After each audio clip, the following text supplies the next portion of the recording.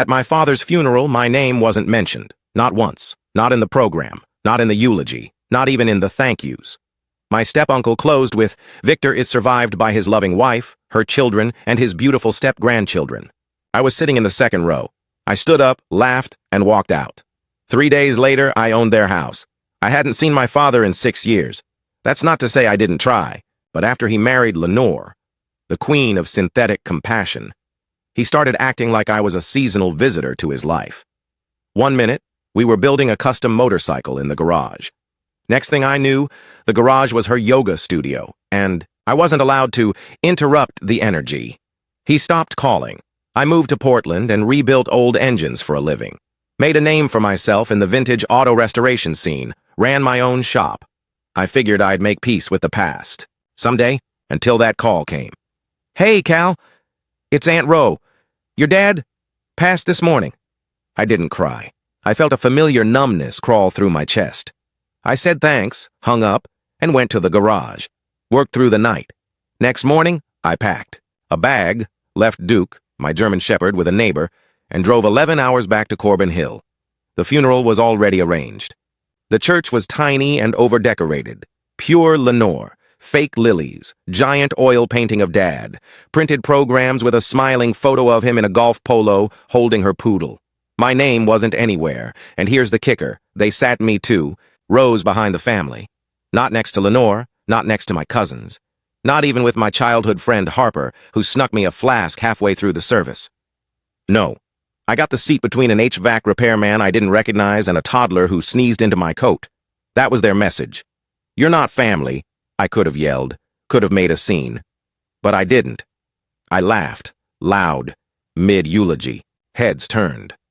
Lenore froze. My half-brother Zane looked like he'd swallowed his chewing gum. I stood up, nodded to the crowd, and walked out into the sunlight.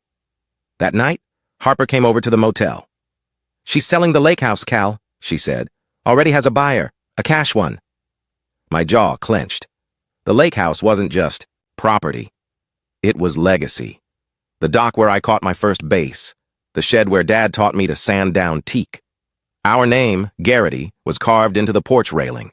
It was supposed to be mine. "Lenore's got full control," Harper said. "Your name's not on the will." "I bet mine is on the deed," I replied. I didn't sleep that night. At 4 a.m., I called my lawyer in Portland. By 10 a.m., we had accessed Dad's trust history and land registry filings. By noon, I was staring at a PDF that made my stomach drop. He had left me something. Actually, he'd left me everything, not in the will, but through a series of legally binding inter vivos transfers filed months before his death. My father had deeded me the lake house, the workshop lot, and the land where Lenore's new yoga resort was already breaking ground. She had no idea. I smiled. I didn't show up to the will reading.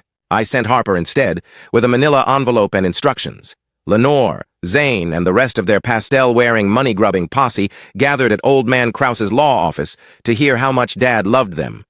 When Harper handed the lawyer that envelope mid-reading and he pulled out the notarized property deeds, I heard the screaming from the parking lot. "You're bluffing!" Lenore shouted.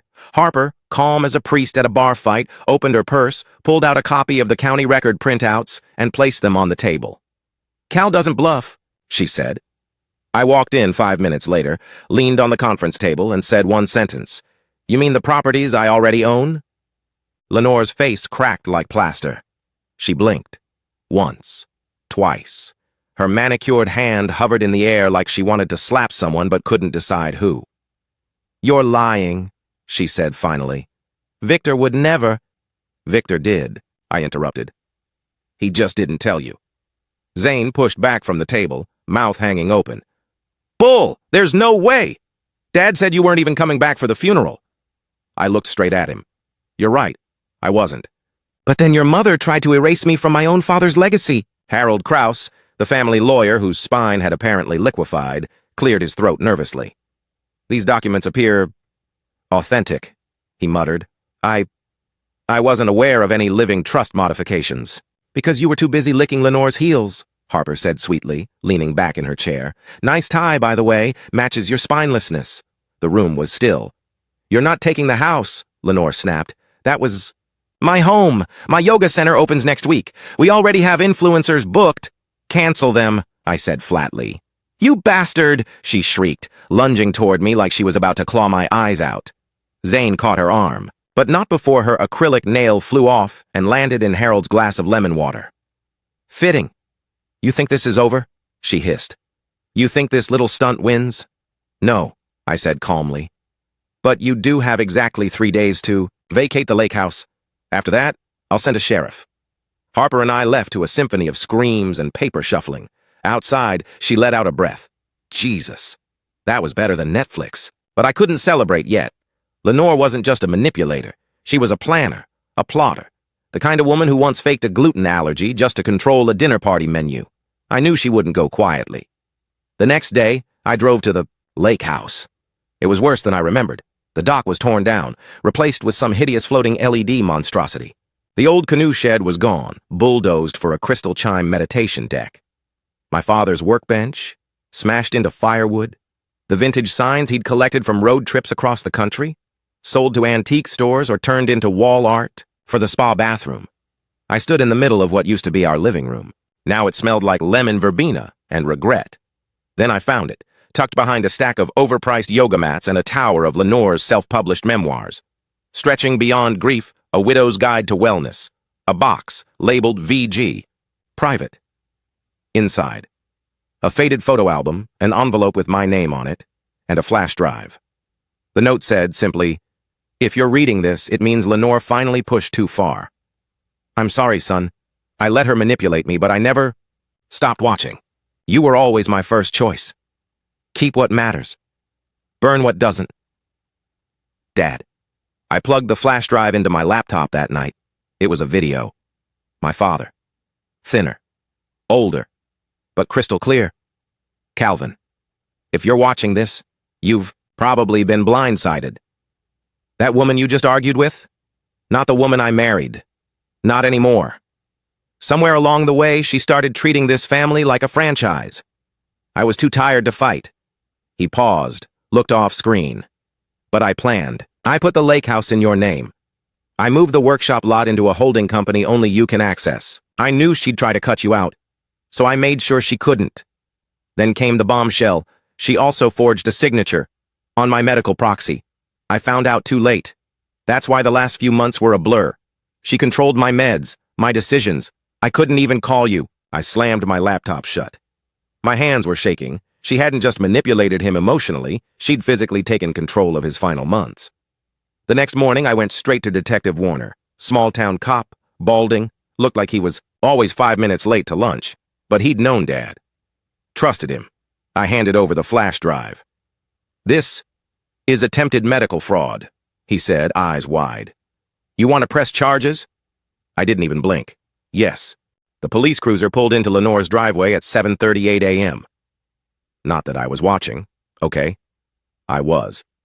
From Harper's pickup, parked 2 lots down with a cold breakfast burrito in my lap and a GoPro recording, Detective Warner stepped out, flanked by a county investigator.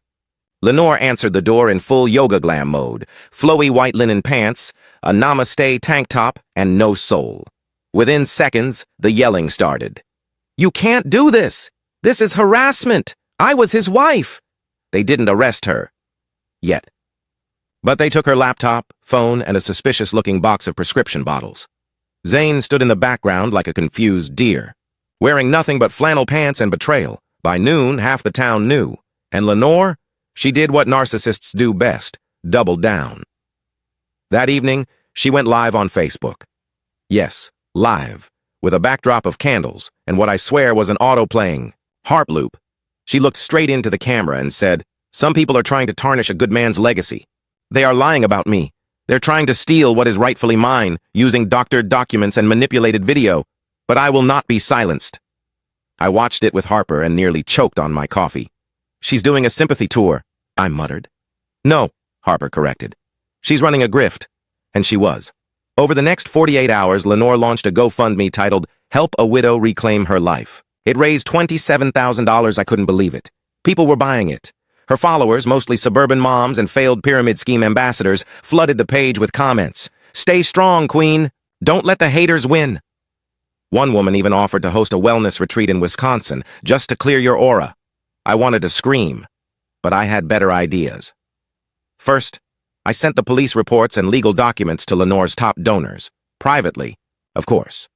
Then I contacted her book distributor and shared excerpts from Dad's notarized will, confirming her exclusion from anything beyond the house. She lost her publisher within 48 hours. The GoFundMe? Suspended for fraud. But the real blow came from within her own ranks. Britta, one of Lenore's former students, and apparently one of Zane's on-again, off-again situationships. She called me out of the blue. "You don't know me," she said, "but I helped your dad." My gut tightened. She explained that she'd been Lenore's assistant during the final months of my dad's life. The pills, the appointments, the private medical decisions. She'd tell people Victor was confused. But he wasn't. He asked about you a lot. Once he begged her to call you. I swallowed hard. Why didn't she? She deleted your number from his phone. Britta was willing to testify. To everything. She had screenshots, audio recordings. She even kept a backup of his pill schedule and the changes Lenore had made without doctor approval. "I didn't know how bad it was until I saw that video on Facebook," she said. "It made me sick." By the end of the week, I had enough evidence to charge Lenore with medical fraud, power of attorney abuse, and obstruction. That was when Lenore made her next move. She sued me. She filed an emergency injunction to block the eviction, claiming emotional distress, wrongful seizure, and unjust trauma inflicted by an estranged child. Yes, child. I was 35. The court date was set for the following Tuesday. I prepared for war. Harper made me an Eat the Rich playlist. Zane, surprisingly, hadn't reached out until the night before the hearing. He showed up at my motel room, looking like a discount Abercrombie model and smelling like beer. "I need to talk to you," he slurred. "About Mom." I opened the door just enough to see the apology in his eyes. "You were right, Cal. She's nuts. She's been funneling money from Dad's old accounts I thought were joint." I stared at him. "You're saying she stole from you?" He nodded, then handed me a USB stick. "Everything's on here. Her transactions, voice memos, the whole meltdown." I took it. Slowly. Why give this to me? He leaned against the doorframe and sighed. "Because if she burns, I don't want to be standing next to her." I wore Dad's cufflinks to court. Harper said they gave me closure power. I think they just reminded me I wasn't walking in there alone.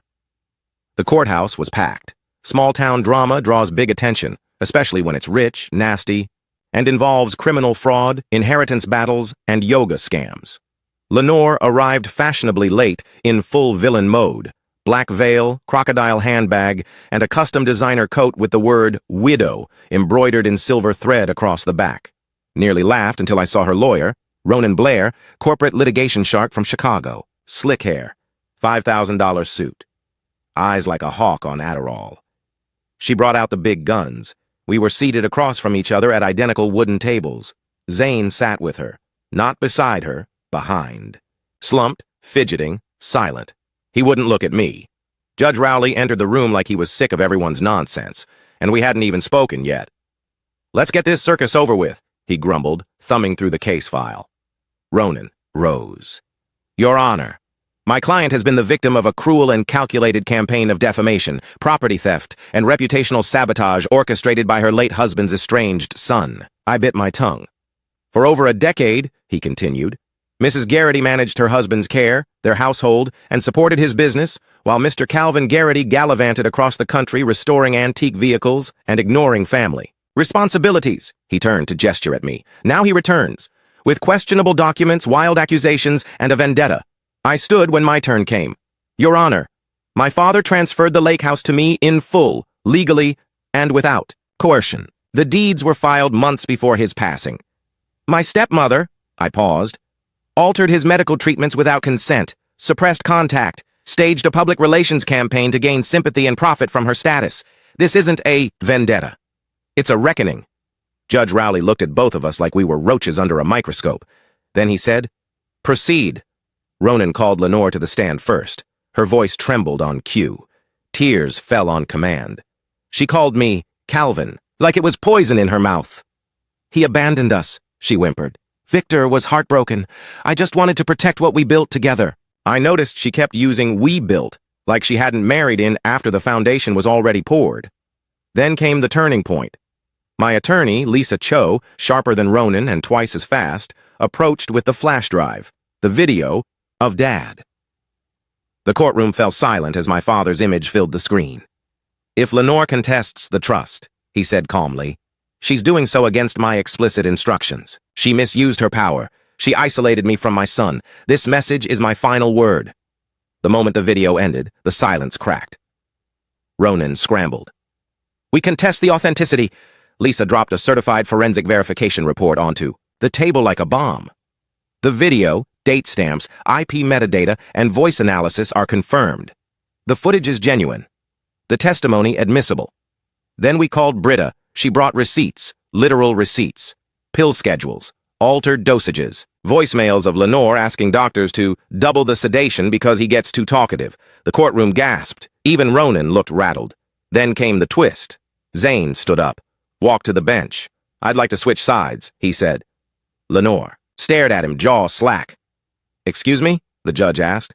"I want to testify," Zane said. "Against her." Rowley nodded slowly. "You're sure?" "I am now." Zane turned and looked at me. Really looked. "She stole from me, too. I ignored the signs because she raised me. But Dad was never confused. Cal was never the problem. She was. Lenore lost it." "You ungrateful little parasite," she screamed, lunging to her feet. "I should have left you at that boarding school." Gasps. Audible ones. Judge Rowley banged his gavel hard. "Enough! Sit down or I'll hold you in contempt." She sat, shaking, seething, and defeated. By the time the verdict dropped, the courtroom was a furnace of tension. Judge Rowley adjusted his glasses, looked directly at Lenore, and said, "Mrs. Garrity, your claim is denied. The property transfer stands, as does the fraud investigation." Boom. Lenore let out a dry, animalistic gasp, like the air had betrayed her. "Court is adjourned. I didn't celebrate. Not yet." Zane brushed past me outside the courthouse. "I'm sorry," he muttered. "For everything." I grabbed his arm. "You testified. That counts." He hesitated. "Mom's gonna come after you." "Let her." That afternoon, things exploded. Someone leaked the court video. Not the footage itself, just a clip. Lenore hissing, "I should have left you at that boarding school," in surround sound. Posted on TikTok with the caption, "Rich stepmom loses. Her mind after getting exposed in court. Watch till the end. 500,000 views in 12 hours. By midnight, 2 million. The comments were savage. "I bet her essential oils can't fix this meltdown. That's not yoga rage. That's fraud rage. Stepmonster got step-wrecked. Her GoFundMe got bombed with refund demands. Sponsors pulled. Out. She was banned from her own wellness app. Her memoir, pulled from stores. The Queen of Manifested Peace was canceled. Hard. I didn't do it. But I didn't stop it either. Then came the letter, hand-delivered to my workshop. A cease and desist. From Lenore's new attorney. She'd switched to some obscure firm in Savannah and was threatening to sue again, this time for defamation. I laughed. "You want to sue me for sharing your husband's dying words?" Harper was less amused. "She's desperate, Cal. Desperate. People do stupid things. And Lenore was about to do something very stupid." 2 days later, I came home to a disaster. The front door to the lake house had been kicked in, furniture flipped, paper files dumped into the fireplace. Ashes still warm. My stomach dropped. I rushed to the closet where Dad kept the original motorcycle blueprints, the ones from his first shop in '79. Gone, so were the photo albums, his Marine medals, even the leather-bound notebooks we'd filled. Together during my summer internship. She hadn't stolen money, she stole memories. The cops arrived within the hour. Zane, too. He looked sick. "She did it?" I asked. He nodded. "She told me this morning, if I can't have the legacy, nobody will." Then she packed a bag and left town. I think she's heading south. I stared at the scorched fireplace. "She burned him," I whispered. I could hear my pulse in my ears. My fists clenched until my nails dug into my palms. She'd lost the court, lost the public, so she tried to erase the last parts of him that even I couldn't replace. "She's not done," I said. Zane looked at me like he already knew. The next day, a new listing popped up online, a 30-acre property in northern Georgia, isolated, luxurious. Perfect for retreats. Lenore was starting over. Rebranding. Again. This time as Dr. Nora Vale, an intuitive wellness architect specializing in grief transmutation energy. Harper nearly spit out her drink when she saw the page. She gave herself a PhD in vibes? I couldn't laugh. Not anymore. Because she was doing it again.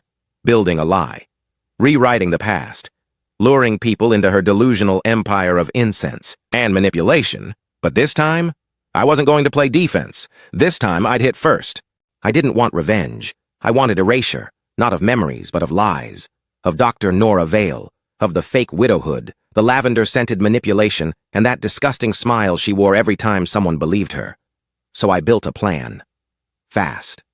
Surgical, it started with a phone call to Micah Graves, an investigative reporter who once exposed a $3 million fake cancer charity in Miami. Micah didn't need convincing. She's reinventing herself while under fraud investigation? You just gave me dessert before dinner. He got to work. We fed him the timeline, court transcripts, police reports, screenshots of her rebranding site, GoFundMe refunds, and the handwritten inventory of everything she torched in the lake house. Micah called it the Yoga Widow Files. Then I called Britta. Feel like blowing the whistle on Dr. Nora's grief transmutation energy? I asked. She laughed.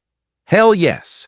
Meanwhile, Zane, still furious, still guilty, tracked the last of her bank transfers. Turns out, Lenore had laundered nearly $80K through prepaid travel cards and was hiding funds under her new alias. Micah's expose dropped like a bomb 2 weeks later. Front page of the Beacon. Title: Stretch, Steal, Scorch. How a self-made grief guru conned her way through death and dollars. The article didn't hold back. There were photos of the burnt memorabilia, quotes from Dad's video, even the GoFundMe donors calling her a snake in Lululemon.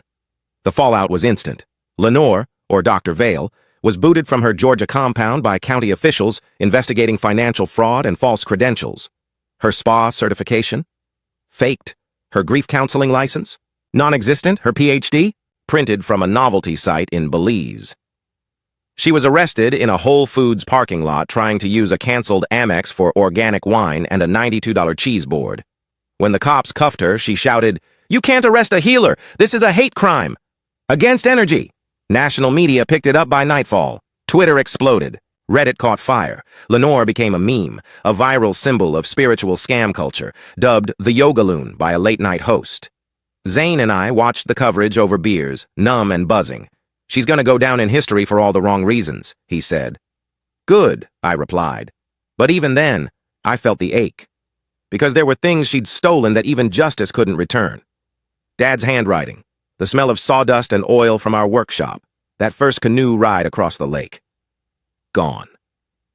Some nights, I still see the flames when I close my eyes, but we rebuilt. Together. Zane moved into the old carriage house on the edge of the property. Started therapy. Applied to culinary school. Turns out he's got a talent for pastry. Who knew?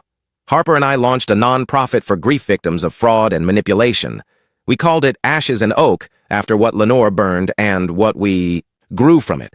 And the lake house, I restored every board, every beam, every bolt, from the dock to the stained glass in Dad's old study. Then we opened it to the public as the Victor Garrity Memorial Makerspace, free for veterans, discounted for teens. Open 7 days a week, because legacy isn't something you inherit. It's what you build when everything else has been stolen. 1 year later, I stood on the new dock with Harper, Zane, and a dozen local kids sawing planks for their first projects. Hard to believe, Harper said, sipping her coffee. From courtrooms to community centers. I nodded, eyes fixed on the lake. Dad would have loved this. She leaned against me. He does. Just then, my phone buzzed, a message from Micah.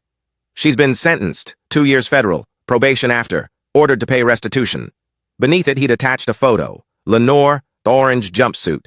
No makeup, no filter, no smile. And in that moment, I didn't feel anger or sadness, just peace. Real peace. The kind you don't manifest or market, the kind you earn. What about you? Have you ever had to fight for the truth against someone who wore a perfect mask? Ever been erased, ignored, and come back stronger? Drop your story in the comments below. And here it is, the finale of today's story. Did everything turn out as you imagined? Or did it end unexpectedly? I'd love to hear what you think. Leave your thoughts in the comments below, and let's dive into the discussion together. If this story kept you in suspense, don't forget to give it a thumbs up. And if you haven't signed up yet, what are you waiting for? This is your chance to join an incredible community where exciting new stories unfold every day. Click the subscribe button and turn on notifications to stay up to date. Thanks for your attention and see you on your new adventures.